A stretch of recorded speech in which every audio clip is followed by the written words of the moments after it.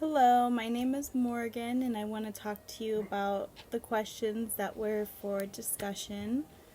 The first question is, what are the main advantages and disadvantages of physical play during middle childhood, and how do children benefit from physical education in school? The first thing that stood out to me in the textbook was on page 312, and it stated, exercise not only improves physical health and reduces depression, but also may improve academic achievement.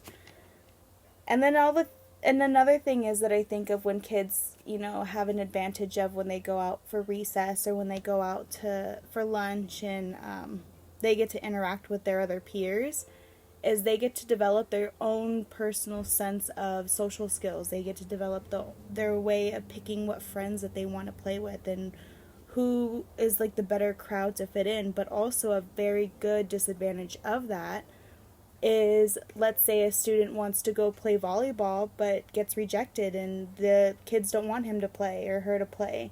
So that child feels like maybe they weren't good enough, and that can have an impact of low self-esteem.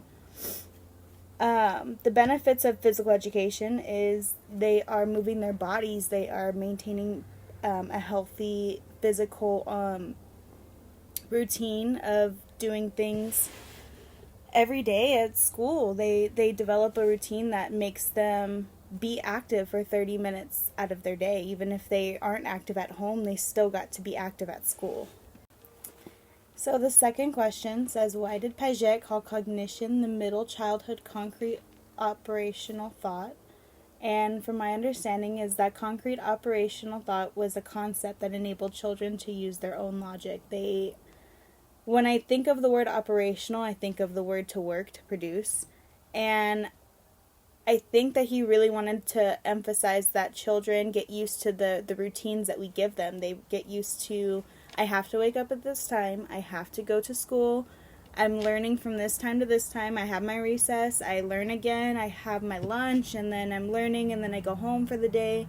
It's teaching them how to productively think when they need to. And their brain already knows when they need to take a break because they have their recess every single day at a scheduled time. And so the second question is, how did Vygotsky and Piaget differ their explanation of cognitive advantages in middle childhood?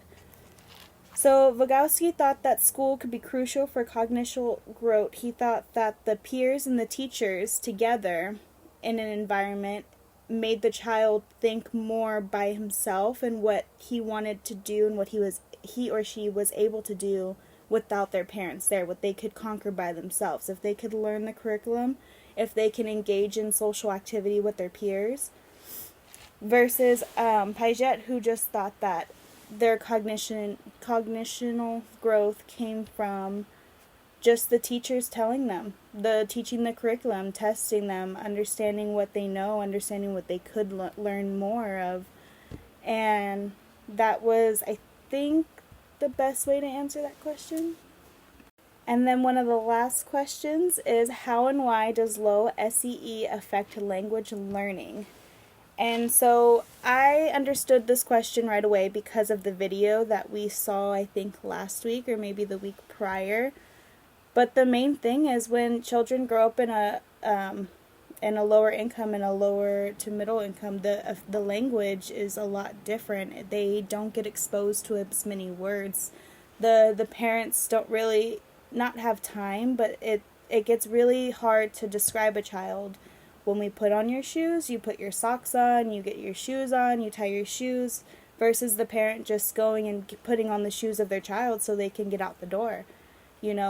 Those small things make a difference when teaching your child how to use their grammar and language when they're looking at you every single day using it.